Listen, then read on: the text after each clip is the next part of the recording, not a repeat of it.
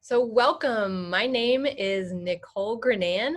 I'm a public archaeologist with the Florida Public Archaeology Network. My office is located in beautiful Pensacola, Florida. And I'm here today to join you all for our Zoom into Archaeology program. This was kind of our response to doing public outreach and education in a time where we can't be with our communities and our audiences face to face. We've been doing this since last May, and we plan on continuing to do it for the near future. And I am so happy to welcome our speaker today, Robin Reshard, who's kind of a stalwart in our community here in Pensacola. Before we go ahead and get started, I just want to go over some quick Zoom etiquette. If you don't mind leaving your microphones on mute, which looks like everybody's doing that already, that just helps cut down on background noise a little bit so we can focus our attention on the speaker today. I'll do the same thing. You can, if you want to also leave your cameras off, that is helpful. I am recording this presentation for folks who aren't able to join us today. It'll be available on our YouTube channel in about 2 days. So if you want to leave your camera off, that helps kind of cut down on many things going on the screen for when we broadcast it later on YouTube. We do have a really fantastic chat function in Zoom. So if you have questions during the presentation and they're kind of burning a hole in your mind and you want to get them down, go ahead and use the chat function to type out your question. And what we'll do is we'll answer questions maybe after the talk, so that way we don't have to interrupt the stream of thought from our speaker, and we can go through the questions kind of as we receive them. So that chat function is really great. And if you need anything, of course, feel free to kind of raise your hand during the talk. There's a raise your hand button, or you can always just kind of message me using the chat function if you're having technical or other difficulties. So without further ado, we'll go ahead and throw it over to our fantastic speaker who's here to help us celebrate Pensacola history, Pensacola archaeology, and this month we're celebrating Women's History Month. And last month we celebrated African American History Month. So I'm really excited for this presentation. And thank you, Robin, for joining us today. Oh, you're welcome. And I don't know, somebody said, give yourself a hand, or, you know, if nobody else does. So am I on, you got me? Yes, yeah.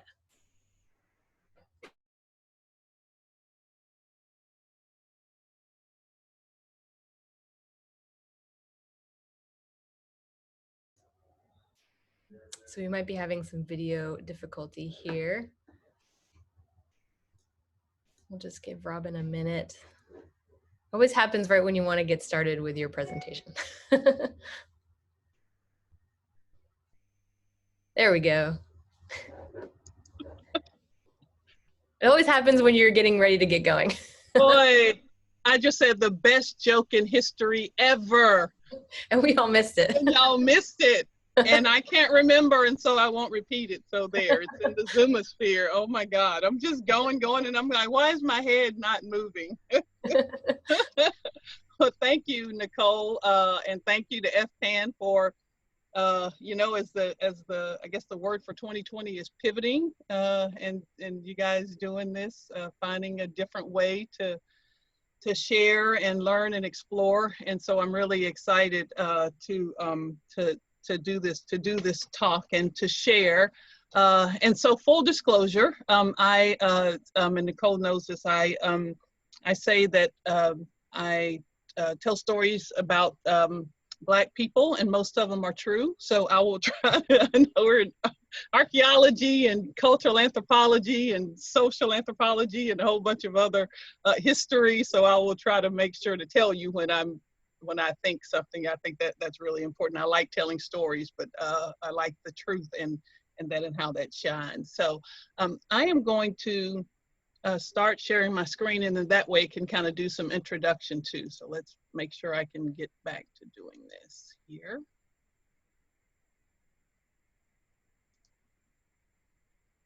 Okay, so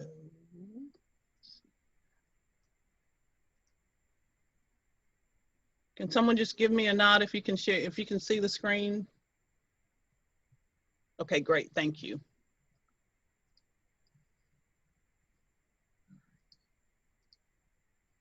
I'm trying to hide me. my husband's on here. That's Lloyd Reshard. So he'll probably tell me my technology is getting a little bit better. So I'm going to talk about interpreting women's rights and preserving her stories. And as Nicole and I, when we were trying to frame this, I said that there were numerous untold and fascinating stories about the perseverance, struggle, and success that African-American women endured in fulfilling the American promise in Pensacola. And since we are now 101 years, and the fight went on long before that for the voting rights for women's suffrage, I thought it would be really interesting to share how African-American women in Pensacola, and particularly in Belmont-DeVillers, which is the area that I focus on mostly, really fought for their rights in a couple of different ways. And so it's really just doing this. I was telling Nicole that my learning curve was a bit straight on this, because it's for me, it's delving into a different focus on women seeing their rights. What am I trying to say? The information that I already have, reframing that's probably a better word, reframing that information for archaeology, and how we uncover these stories and preserve those stories so that people can continue to study those and their lives can be examined. So I'm excited to do this. So I work with the Kukua Institute, and Kukua in Swahili means growth. And so our idea is to discover, share, celebrate, and grow African-American stories in art, history, science, and technology. And so what you're seeing on the screen is a 2016 picture by Greg Pikowski at the Pensacola News Journal, when what our inspiration was to start the Kukua Institute was the preservation of what I call the D. Allen Burt House, the author H. and Carrie D. Allen Burt House that had previously been located at 422 West Gregory Street, right at the edge of what traditionally was historic Belmont-DeVillers, and now it goes down to Garden Street for the neighborhood. It was right there. And so this is Ducky Johnson out of Ducky Johnson Company out of Mariana, Grand Ridge, moving the house in July of 2017. I said 2016.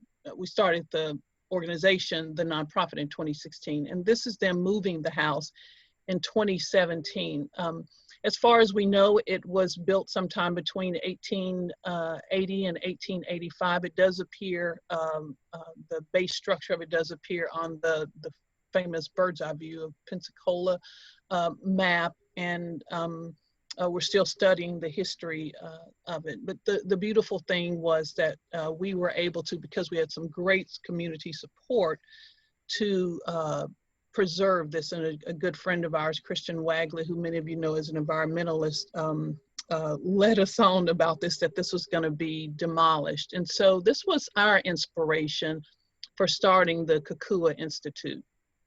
And so it's two parts of the Kukua Institute. And as I said, it's art, history, science, and technology. And I love art and history. My husband loves science and technology. And so this was a way for us, as we continue to do work that we were already doing, community-based work that we were already doing outside of our vocations, this was a way to blend those two together. So we have the Ezra Gary Museum and Research Center, which is what we decided that house will be. And it's a place where art, history, science, and technology will converge to tell the story of Belmont-DeVillers. And if you don't know, Belmont-DeVillers is that historic district neighborhood, district business district on the west side of Pensacola, the western edge of Pensacola, just downtown. And it was the traditional, the historical African-American business district, a very dense area for people to live and work. and play and get healed. Sometimes get hurt, you know, there was a couple of juke joints there. Some people got juked. And so that is what we've decided to do with the house. The other side of the Kukua Institute is the Center for the Innovation Workforce, where we bridge mentorships with predominantly college students, undergrad and postgraduate students, so that they can have this hands-on internship, externship program. They can do this, what Lloyd calls experiential learning. And so this whole idea of the innovative economy, this whole idea of creating entrepreneurship, bridging the sciences, those hard sciences, artificial intelligence, robotics, computer science, data science, using all of those. And so what we do, the way that we bridge those is by using the history, the African-American history there in Belmont-DeVillers and other places, again, but predominantly in Belmont-DeVillers,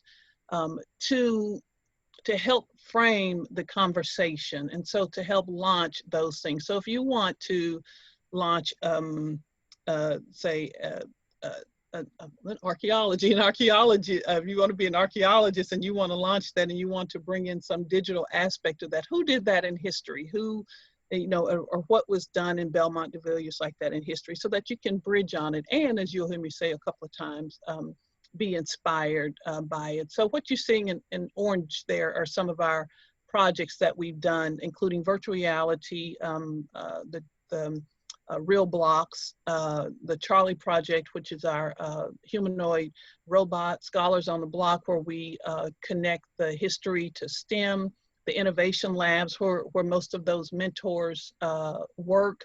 And we also have another one that's not up here. We have some Vistas who are working with some of those as well. So so that's what we do: virtual reality, augmented reality, mixed reality, data science, AI, computer concepts, and robotics, and then the Internet of Things. And so this is the museum in place. This was September of 2017. It has since been let down on its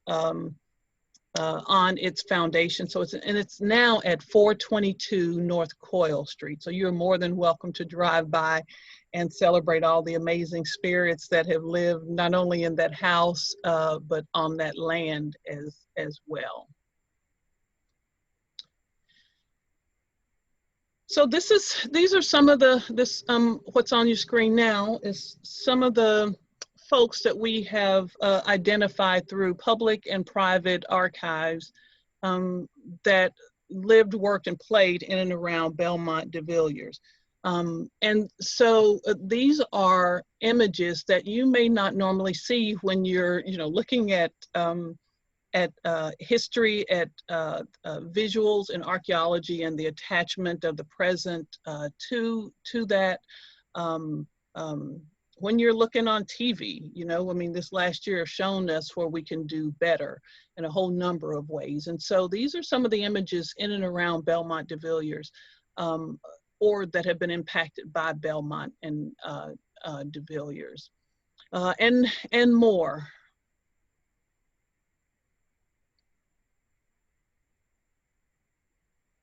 And so going to talk about this interpreting women's rights and how we at the Kukua Institute, and again, my passion is art and history, how preserve those stories. And so my first inspiration, again, with the women's suffrage and the 101st year now of that, was this poll tax receipt from 1930. And we actually have two, but this one was Cora Harold Cobb. And Cora Cobb, if that name rings a bell, is, and I'll say it this way because the city of Pensacola has a community center named for her husband at the E.S. Cobb Community Center.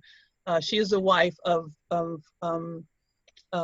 Eli Cobb, Dr. Eli Cobb, who was a physician, World War I veteran, He was the owner of the, was called the Negro baseball team, the Pensacola Seagulls, and they were very influential in and around Pensacola. She was from Pensacola, and I apologize, I was trying to get her when she was born and when she passed. So she was born here in Pensacola and raised two children, raised one daughter, Georgette. They raised one daughter and and helped to raise their three grandchildren. If you know about Belmont-DeVillers, you've heard of Jones Pharmacy. That was their son-in-law. And so she was, 1893 to 1989. And so I thought this was really fascinating that you have this woman, 10 years after, and certainly you can see she's African-American, that you have this poll tax receipt paid, and that the family preserved that too. There's a lot of interesting things on that poll tax receipt. I won't go into them, but I just thought it was so cool. This just really inspired me when she asked, when Nicole asked about presentation for this month. This was like the first thing I thought about, that we have this poll tax receipt from 1930. The other thing that inspired me was that we have a copy of the first page of we think it's the second newspaper that was here, the Colored Citizen, which the company was started in 1913, but the first edition was April 10th, 1914. And on your screen, that's what you're seeing farthest to the left. The thing that inspired me about this is the reason that we have this is because Alberta Hannon celebrated her 39 years with the Citizen. So she was born in around 1900, and so she apprenticed with the Colored Citizen. It later became the Citizen, but she apprenticed with the Citizen. And so from as young as I can tell, from as young as she was 17 years old, because she says from 1917, so 16, 17 years old, that she says in that first line, she has been associated with the Citizen since 1917, began training as an apprentice printer, later advancing to many phases of the trade, ended up as the managing editor. And I think she may have had the title as publisher too, I believe. But again, we have this first page of the first edition of that, a copy of that, because she was so, that because she shared it. I don't want to say her emotions. I'm sure she was filled with pride about that longevity with the association with that. And she also had Hannon's print shop. So her husband, Hugh Hannon, Norval Hugh Hannon, was a railroad porter, and then later retired as the head chef to J.J. Newberry's downtown. And so I thought it was just really cool how she is preserving this, the first copy, and she's proud of that. I just thought that was really neat. The University of West Florida University Archives under Dean DeBolt, so out on the campus, has the most of the copies of the Colored Citizen, and then they do also have some as well at the Hilton Green Room. I haven't looked at those physically in a couple of years, so I'm sure their collection has grown in a couple of years because there was a public call for that.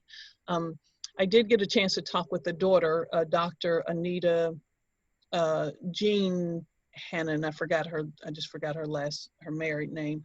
But before she passed, Dr. Hannon said that after either her mother or her father died, so either after Alberta died or her father, Hugh, died, that one of the brothers or the grandsons came in and threw, in terms of cleaning, and threw all of those old papers away that were stored at their home. So that was a loss, and I know some of you are gasping those being thrown away and lost to history. The beautiful thing is that there are private archives that have been donating those to the university for preservation. And that's in fact how I got this one. This is from 1956. This is from a private archive. Hasn't yet been shared with the university, but this was shared probably, I don't know, probably about almost 10 years ago now. So it's really cool to have this. So that's my inspiration. So for the next few minutes, I want to share a couple of stories with you about how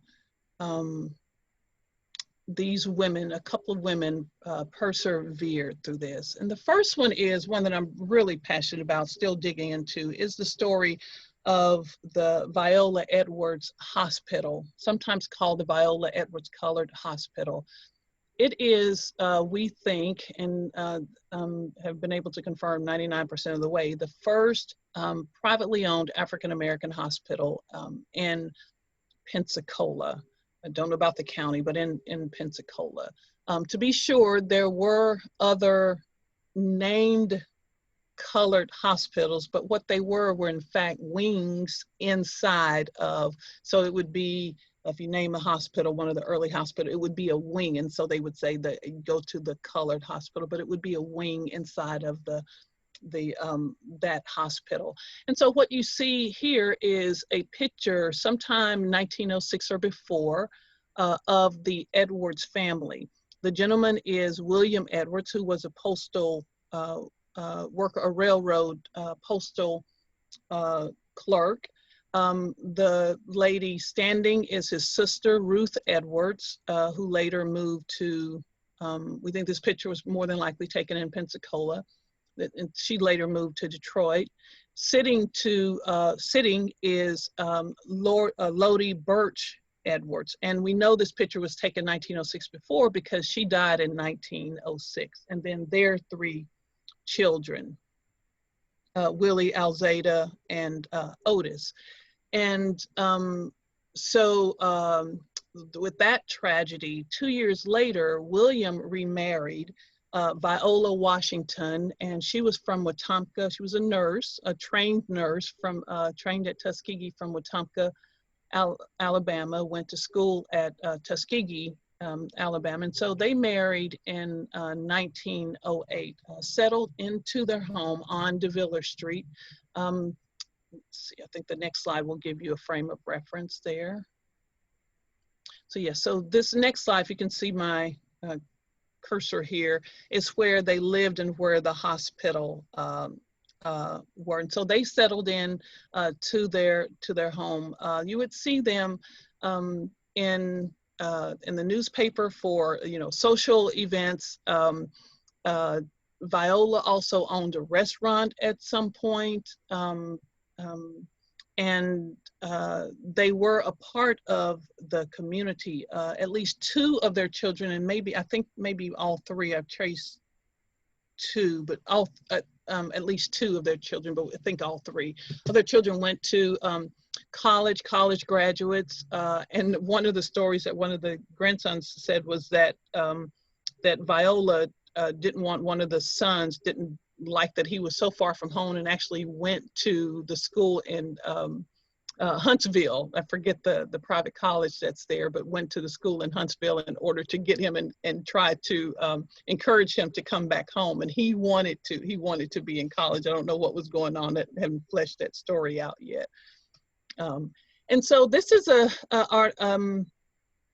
ad in June 4th, 1922 in the Pensacola Journal announcing that the colored hospital will be open soon. Right below that, which is really neat, that it talks about Alzada, the daughters being at school at college in Knoxville, Tennessee, and coming home for the summer. And so, so she opened her hospital, and let me go back here real quick. She opened her hospital, and this is the only visual image that we have right now of the hospital. This is a drawing done by Harold Andrews, who they call Professor Andrews. You may have heard that name. He was a science teacher, taught biology at Booker T. Washington High School, and also played the bass, the upright bass. He was fervently passionate about African American history, and so because of his knowledge, they called him Professor. And he was also an amateur draftsman, and so he drew he did this drawing of the Viola Edwards Hospital. It's the only visual image that we have of the hospital right now. And so he was born in 1900. Or excuse me, Professor Andrews was born in 1917, and so by the time it came to fruition, he would have known, he would have been able to see that hospital. So it's really cool that we have this. And so this one is June 20th. She formally opened on June 14th. There was a whole parade going from Talbot Chapel, marching that morning over to the hospital to open the doors of the hospital. Then here's the announcement, Pensacola's new colored hospital, Viola Edwards Hospital, making it an appeal for contributions. Kind of sounds like hospitals today, huh? Those early hospitals and hospitals today, those that whole idea of nonprofit and doing good for the community. And Dr. E. St. Clair Thomas, that's mentioned in that article, is a podiatrist, African-American podiatrist, who had his office downtown and acted as her, as the article says here, her financial agent. And she had a number of doctors working with her, Dr. Ahrens, Dr. Cobb, as I've already talked about, Cora Harold Cobb, Dr. Pickens, Dr. J. Lee Pickens, Dr. Dixon, Dr. Edward Moon actually lived either maybe with them or right next door. I'm still a little confused on close proximity, so within a house or two, if not with them. And he later moved to Oklahoma, but Dr. Edward Moon. And so it was really neat. She also had 2 or 3 nurses working for her, Florida Anderson, Eileen Keeling, who were considered on staff working for her. You'd see articles in the paper about Viola Edwards and her nurses at the hospital. So it just alluded to maybe the fact that that they were employed there.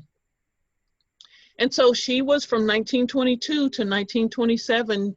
Viola operated the hospital, and at the time the restaurant, and also then her husband went to work as a postal worker on the railroad until August of 1927, when a white woman came in. So came in on a Monday. Presented herself as a Miss Barnes, came in on a Monday, and by Friday was dead. So August 1st, she came in to, as she said, to rest up from a trip, is what she told Viola. And by Friday, she was dead. And the son that she was carrying, the child, they called it a quick child, at least 5 months old, was dead as well. And so on the 6th, this article appears that she dies suddenly, Dorothy Fredrickson. And then on the 7th, on that Sunday, the article in the paper says that young woman laid to rest. She was interred and turned over at St. John's. And on Monday, they exhumed her body, exhumed Dorothy Fredrickson's body, had a coroner's inquest on Monday and Tuesday, and on Wednesday morning this appeared. So they arrested, this notice appeared, let me slow down.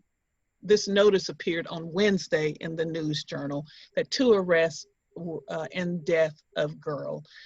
Eugene Tart, who was the white man who brought Dorothy Fredrickson into the hospital on Monday and checked on her throughout the week and was there on Friday when she died.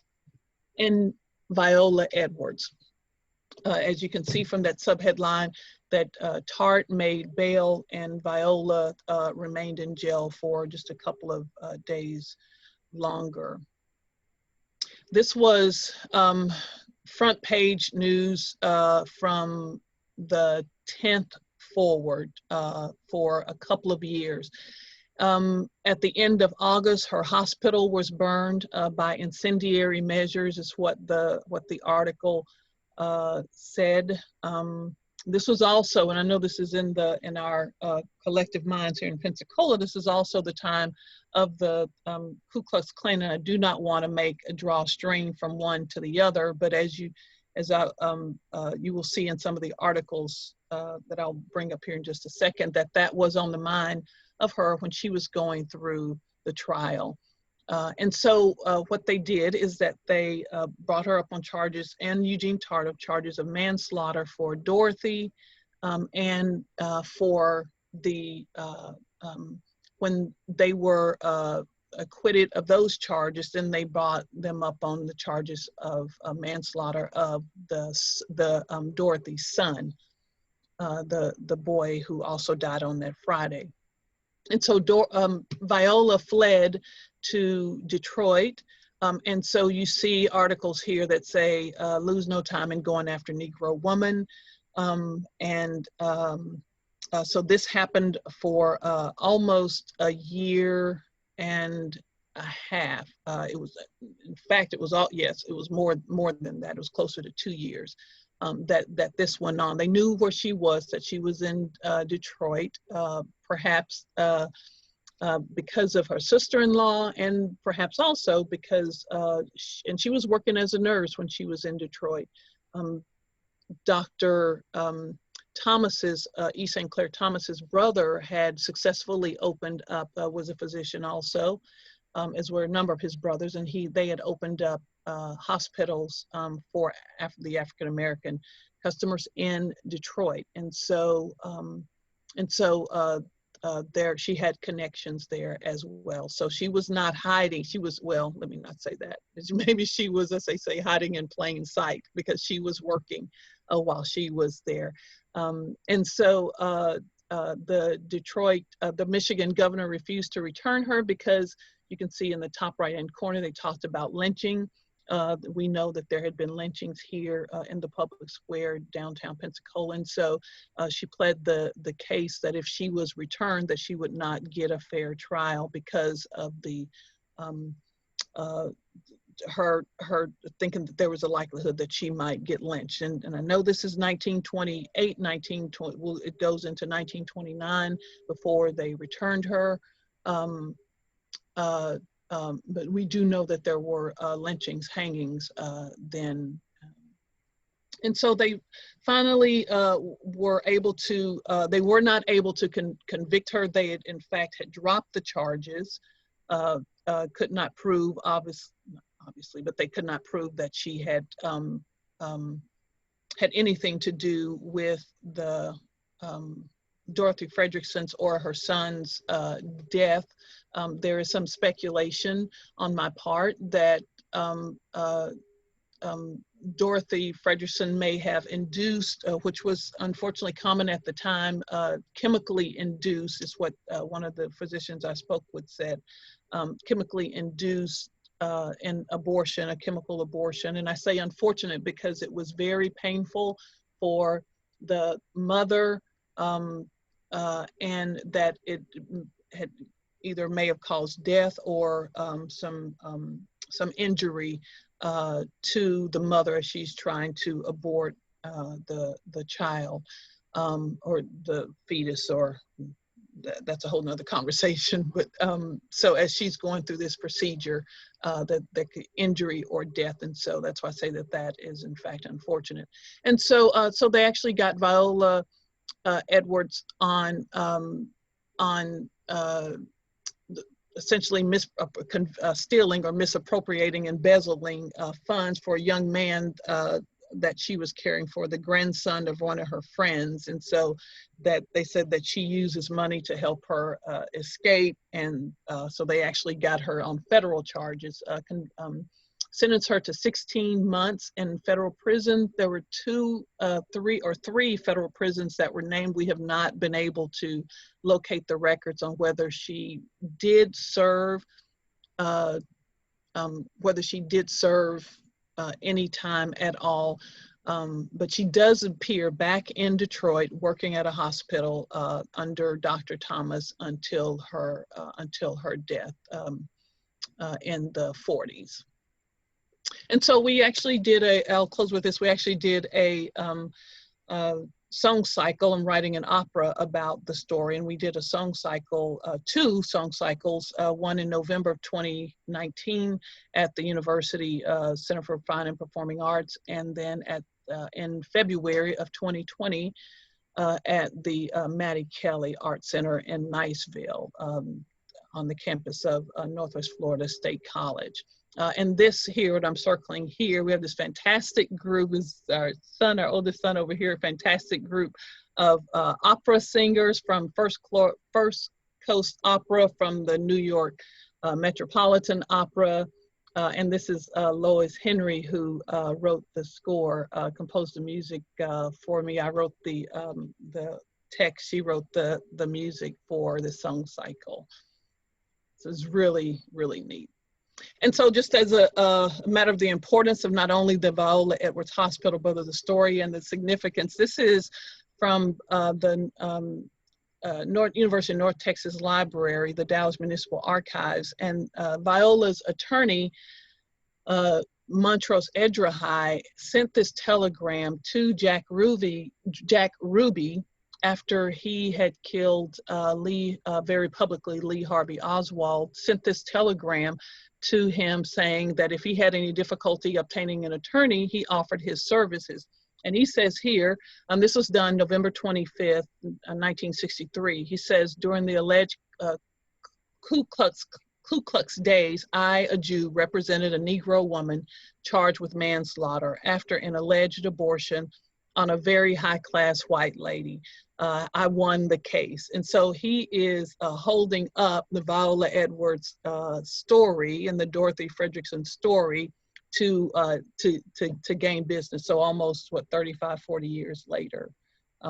So it's really amazing to me to keep her story. So she opened up this hospital in 1922, built it up, physically built it up into a 12-room, 2-story hospital. And so amidst the, not being able to vote, the economic, getting ready to go into an economic crisis with the country, and the racial challenges. So it's really neat that that she persevered to do this, even for the 5 years that she was there.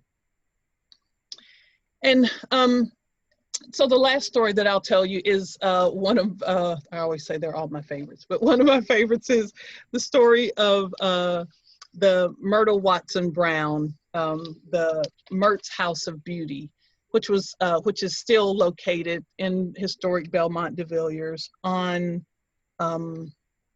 the southwest corner of LaRue and Coyle Street. And so what you see on the screen there is a 1920s era picture of Elsie, her sister Elsie, who is on the left, and Myrt, as she was called, who is on the right. So this is about a 1920s era picture on LaRue Street, and the house that they are, that's their grandparents' house that they are standing in front of, which is still standing on LaRue Street.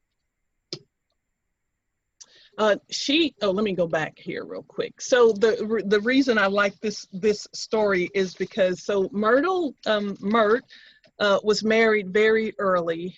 So they were the only 2 children of their parents, and they married, Myrt married very early, around the age of 16 or 17. By the age of 18, she had 2 children and was divorced shortly within just a few years after that.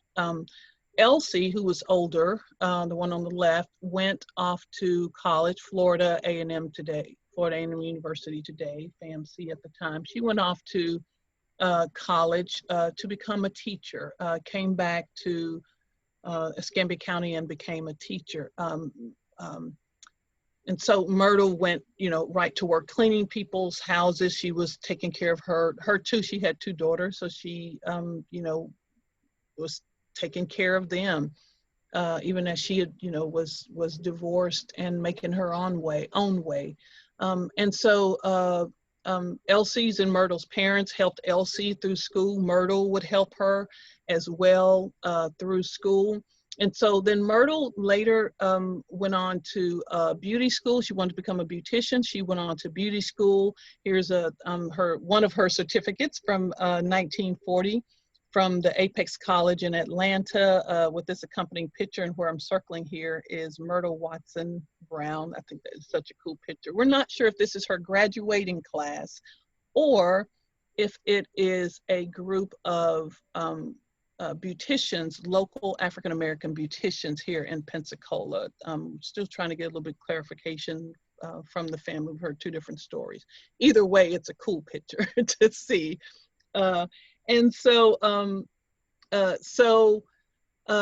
she kept making her way, and her sister was a teacher. She made her way in the beauty shop. She ended up buying on the corner where Mert's House of Beauty is. She bought that building in 1944 for $2,500, 1944, and it became Mert's House of Beauty. So she had her certificate. She bought this building and continued to make her way.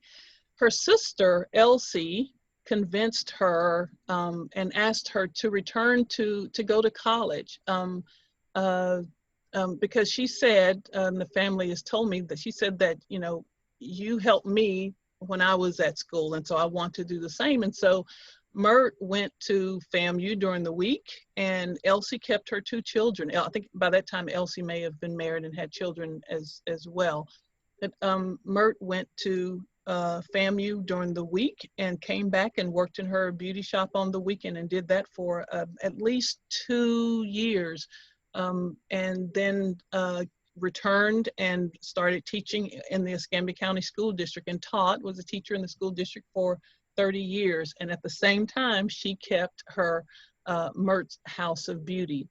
I said earlier that she was cleaning houses. The family told me that she said that one day, one of those houses, she said, one of these houses in North Hill, I'll be able to own. And so that I will own one of these instead of cleaning that. And in fact, the last house that she bought, the last piece of real estate, one of the last pieces of real estate that she bought is her house that is right on A Street in North Hill. And her daughter lives there now. So it's a sense of pride for the family. And they still retain three pieces of real estate that one that was in the family and two that Myrt actually bought. Myrt sold the Myrt's House of Beauty, the building, to Sylvia Tisdale, Reverend Sylvia Tisdale, and many of you may know her from Epps Christian Center in 2004, 2005 era. So she had that building for 60 years, working as a beautician and training other beauticians as well, and being a teacher. So this is an article from the News Journal 1995. This is Myrt here. You can see her, as an elder stateswoman here, this is one of her longtime customers, Miss Griffin. And so this is really neat that you have her. And she says in the article that her plants are 40 years old as well, so that they'd be there, and that her plants are 40 years old as well. And in the article, which is online, she talks about, sitting there and listening to Franklin Roosevelt and how proud they were of him and how they helped them. And she says, in fact, his programs helped pave that road right in front of the shop. So it really is with just a sense of pride and a sense of legacy that she is an inspiration and fully lived her rights that were afforded to women. She passed in 2006 at the age of 90. These are her two of her grandchildren Elmo Watson and AJ Watson. I forget AJ's married name, but on there right down in Belmont-DeVillers. And they said that their grandmother would take them to Japan, would take them to China, would take them on trips to Disney World. Elmo said, he said, I felt like we owned Disney World. We were there so much. So those things that she didn't get a chance to enjoy, he said she went on cruises, that she really lived the fullness, you know, that life, liberty, and the pursuit of happiness, that she, amidst everything else, that she really lived that fullness. And there were other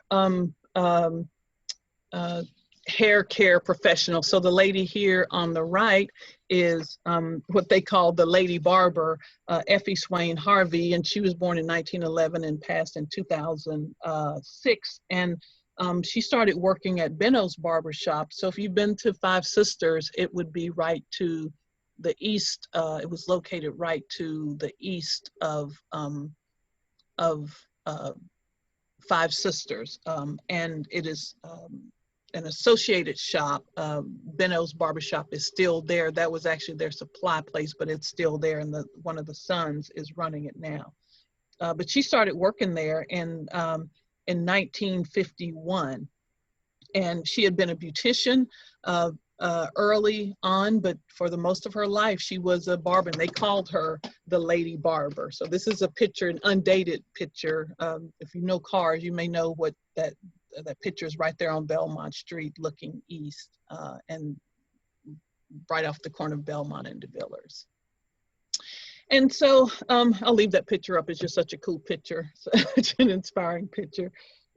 So again, this whole idea of, you know, life, liberty, and the pursuit of happiness, I think is so important, especially as we look at women's rights, and in particularly the rights of African-American women right here in Pensacola.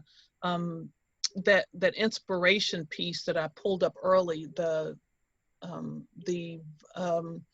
poll tax receipt, you know, really just goes to show that as these early women, that these women really, you know, pursued what was promised to all of us. And I know you can get technical about, was it men, was it white men, was it landowners?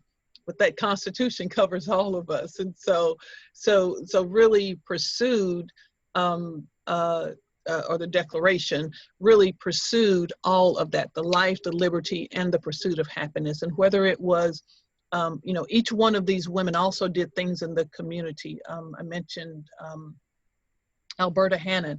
She also did, she was on the committee, the Negro Committee, the Negro Arm. She was on the committee for the Negro Arm for the YWCA. They belonged to associations, to bridge clubs, and they, you know, they may have been segregated, and, you know, they did what they had to do to, again, to enjoy the life, liberty, and the pursuit of happiness by either working for themselves or working for others. Alberta Hannon also had a print shop that her son ended up running after she passed. And so I think it's just, I'm going to stop sharing the screen here. There we go. I think it's just so important to celebrate all of who they are, and the struggles, and their successes amidst the struggles. You know, we talked about the struggle of Viola Edwards. So here she dares to open the shop in her hospital in 1922 to give equal and fair treatment to African Americans, and you know, was by means that we're looking at it today, successful for, you know, 5 years until this tragedy happened in 1927. And so again, I just think it's so important to celebrate, to preserve those, and to figure out how we can interpret those in so many different ways, or so many avenues that we can look at when it comes to women's rights, when it comes to the inclusion of African-American women and other racial and ethnic groups in both the interpretation, the preservation, as we, you know, as archaeologists and lots of others dig into to this history. I think it's so important. So thank you all so much. I'll stop there. Take a break, take a breath. I'll stop there and entertain any questions. So again, Nicole, thank you. And thank FPAN so much for this opportunity to share. I'm gonna slow down because I get excited when I'm talking about this. Yeah, thank you for sharing those really incredible stories. Some of those I had not heard before. And yeah, we're happy to take any questions if anybody has any for Robin at this point. Maybe I'll get started. I have maybe a question. Okay. So, as an archaeologist, I'm kind of always thinking about like, methodology and how we do the research that we do. And I was just curious, what kind of sources were you using to find some of these historical records? Did you find them in traditional archives like with UWF or the Historic Trust, or were you relying on the community at all? Both. So university archives were really important. I mean, I just, in the beginning, I just didn't know where to go. And I remember Dean DeBolt telling me, he's like, Robin, you have to, I would tell him I'm looking at this, and he's like, well, give me a name. And I would go, okay, well, here's to kind of rattle off some stuff. And he'd go, you need a name. You have to have a name. So I kind of, as what's his name? Les Brown says, jump and fly. I sort of jumped and flew. So I used the university archives both on campus and at the Hilton Green Room, the genealogy, with the West Florida Library, the county records, county archives. The deed room was my friend, the clerk's office, and traveling too, and other sources. So other university archives as well. A photographer may have taken something in Pensacola, and it may be housed in another thing, and we know everything's not digitized. I also relied on for this kind of 30,000 foot view, the Library of Congress.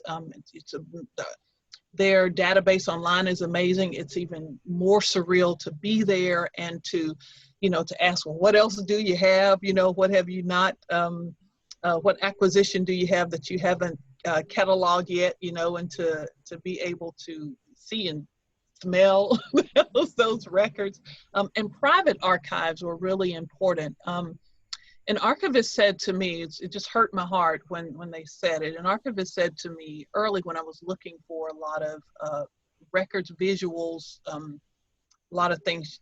They said, Robin, Black people just didn't have cameras, and they didn't do this. And that just hurt my heart that you would even think that, having a piece of equipment is only for a certain group of people, or that excludes, and making assumptions about people being able to have a particular asset or something. That just hurt my heart. I have a camera from my grandfather that still has the film in it. I'm on the fence about whether or not to to develop it. I'm like, I love having it.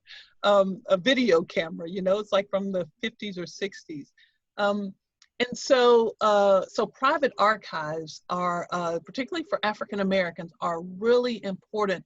Are, even as I said, that, part of the Hannon family threw away some of those newspapers, there are still so many that are still housed in people's, rooms. And a lot of them were hesitant, or not a lot of them, but some of them were hesitant to share. Said that they had not shared that publicly because they just felt like it wasn't valued, or they would only want particular aspects of it, or frame it in a particular way, like, it's Black people, so they only want the slave narrative, or they only want the shucking and jiving, as they used to say, that narrative, that they wanted to sort of frame it in a particular way. So a lot of them were hesitant to share. And so public and private, to answer your question, public and private were very important. That's excellent, and a lot of work represented there. I was really impressed with the find of the was a telegram from the lawyer to another potential client. That was an incredible find. Yeah. How cool. Actually, so Courtney has a related question, I think, and this was on my mind too. Courtney's asking, what happened to Viola Edwards after her prosecution? Did she go back or retire to Pensacola? No, she left again, we're tracing her where she actually stood. It was either there was a women's penitentiary, federal penitentiary that is still in existence today that had just opened. there was a mention of it in Ohio, and then there was a third one. So we are trying to find a workhouse in Ohio. And so because of the time period, because of how the records are stored, we're having a challenge trying to find exactly where she is. So what we do know is that when she left here, whichever way, whether she spent the time here, that she ended up living and working in Detroit at the Edith K. Thomas, that's the name of it. She lived and worked, she worked at the, for Dr., just forgot his first name, Dr. Thomas's brother, Alfred Thomas, who was a physician and owned at least 3 hospitals and helped to start 2 others. His son was also named Alfie Thomas. And so she worked for Dr. Thomas, and she worked for him at his hospital, the Edith K. Thomas Hospital, which at for a time was a tuberculosis hospital. And they also had another hospital that she may have worked at as well. Hmm. Well, that really. She died in the 40s. Yeah, died in the 40s. I was going to say, it really speaks to her perseverance and her interest in promoting healthcare, because even after all of this kind of trial and tribulation, she still wanted to do this. That's pretty incredible. Absolutely. Yeah, perseverance is the right word. Yeah. It was really amazing when we had the performance in November at the University of West Florida. Her grandson came, and he did not know this story. So it was really amazing to see it, you know, come to life in this fictionalized way. So we used the newspaper accounts and facts, and then I wrote the narrative in this fictionalized way of kind of getting in these characters' heads. And so it was really amazing to see his name is Dr. Edwards too.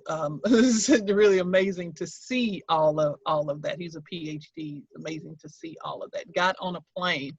His son told him, and he was like, "I'm getting on a plane and I'm gonna be there." He has friends here. Said, I'm gonna be there, and he didn't know the full story. So it's just really cool to see him being excited about it. Yeah. Awesome. Well, happy to take any other questions. Maybe Robin, I'll give you, if there's anything you have upcoming that you want to plug, or yes. Go ahead. Yes. So I do want to, I think I neglected to put up that, let me put up this last slide, see if I can reshare here real quick. See if I can scroll to the last slide here. Let me see if I can, is that back up? Do I have that back up now? Yes, yeah, it looks good. Okay, all right. And so that's the KakuaInstitute.org. That is our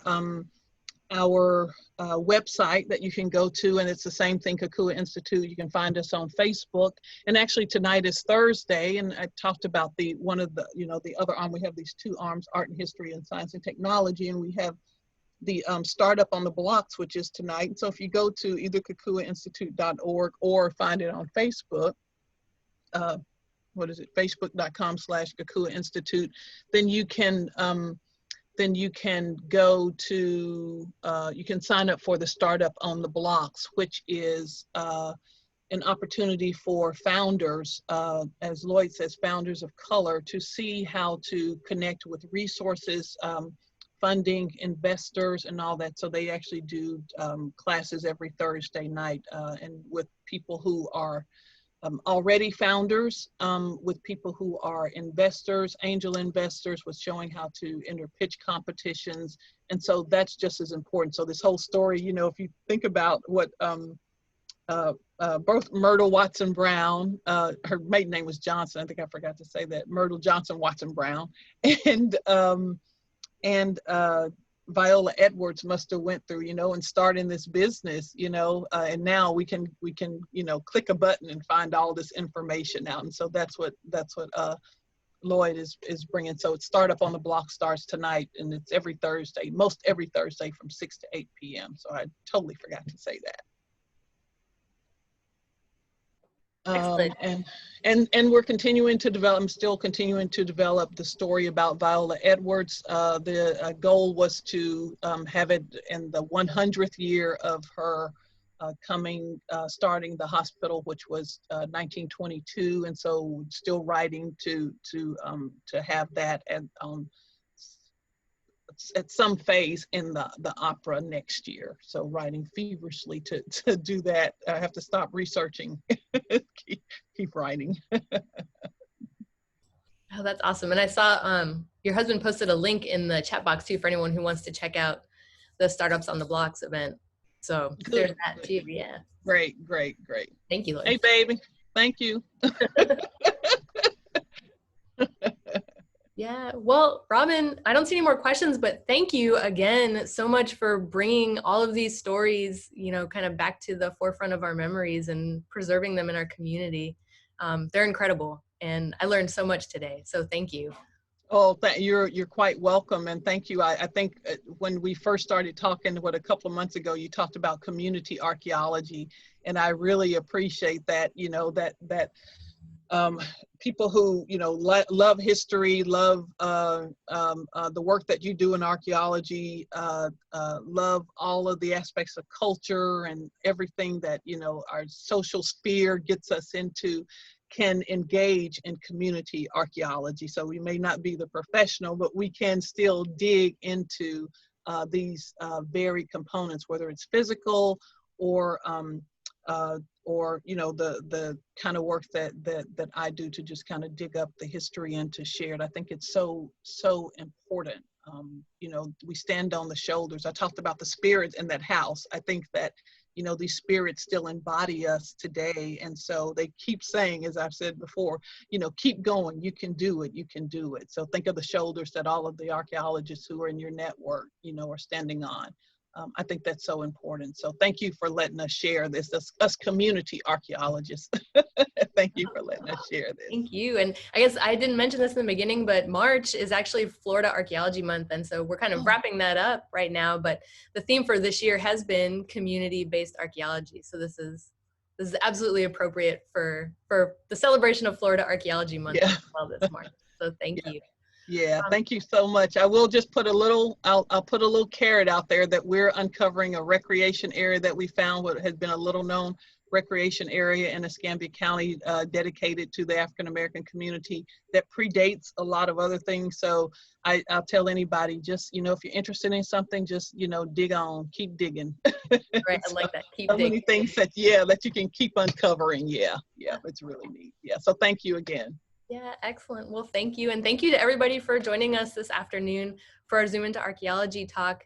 We don't have a talk scheduled for next week, but we do have one scheduled for the week after. And we're going to welcome back an FPAN staff member, and she's going to talk a little bit about one of her passions, which is beer brewing and fermentation, and how we look at that in archaeology. So that'll be an interesting one as well.